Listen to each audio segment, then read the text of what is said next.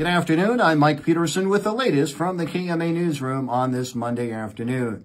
Fire crews kept busy throughout southwest Iowa this past weekend. That included Taylor and Adams counties and the Lenox Fire Department. Ryan Brown is fire chief in Lenox. He tells KMA News his crews were first called out Friday morning for a series of fires along U.S. Highway 34, followed by a vehicle fire later that night. I know it started clear over by Nottaway and ended up clear over by Lone Star on Highway 34. That was with Corning and Prescott and Lenox. And then Friday night we did have got called to 140th and Winchester, where we come across a pickup that was full engulfed out in the field. No occupants were around. So as far as I know, that one's still under investigation. You know exactly what started that. Then multiple field and brush fires broke out Sunday morning. Brown says one occurred a little after 11 a.m. near the intersection of U.S. Highways 34 and Vanilla Avenue, encompassing between 15 and 20 acres. Just as that fire was finished, Brown says his department was called for mutual aid along with most Taylor County agencies for another large field fire northeast of Bedford before getting paged to a house fire in Corning later that night. All in all, Brown says his volunteer crew put in nearly 7 hours of operations yesterday. However, he adds that cooperation and teamwork are vital between rural fire departments. Glenwood school officials Sunday night reportedly intercepted a threat against the district on social media. In an email to the district staff and parents, school officials say an investigation determined the threat wasn't credible. However, additional police officers were placed at each building in order to be proactive.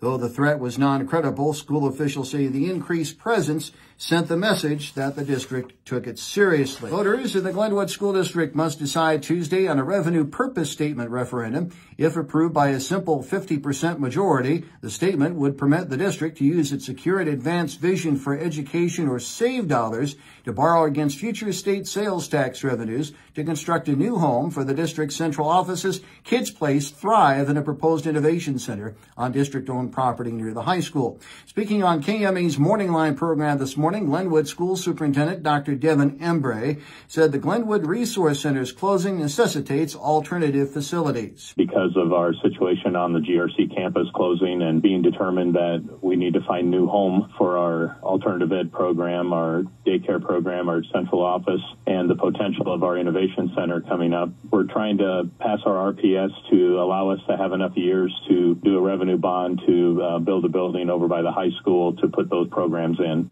Polls in the Glenwood District are open Tuesday from 7 a.m. to 8 p.m. For information on precinct locations, call the Mills County Auditor's Office at 712-527-3146. You can hear the full interview with Devin Embray with the web story at KMAland.com. And Farmers Mutual Telephone Company announcing plans to build fiber internet to 4 KMA land communities in the next 2 years. Officials say the plan is to bring fiber internet and telephone services within the city limits of Clarinda, Red Oak, Corning, and Bedford. KMA on track weather, mostly cloudy today, highs in the low 60s, partly cloudy tonight, lows in the low 30s, mostly sunny tomorrow, highs in the upper 50s.